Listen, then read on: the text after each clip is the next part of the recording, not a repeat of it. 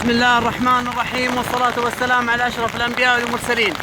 نحن الآن في الساعة 6 مساء، وهذا شلال الحبلة اليوم الأحد 14/7/1436 في شهر رجب. أمطار خير وبركة على منطقة عسير، وهذا شلال الحبلة مع أمطار خير وبركة لهذا اليوم.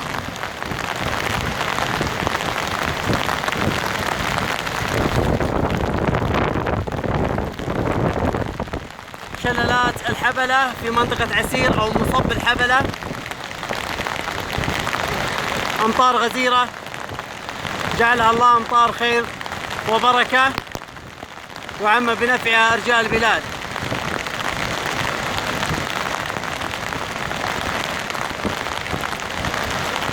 نوافيكم بكل ما هو جديد.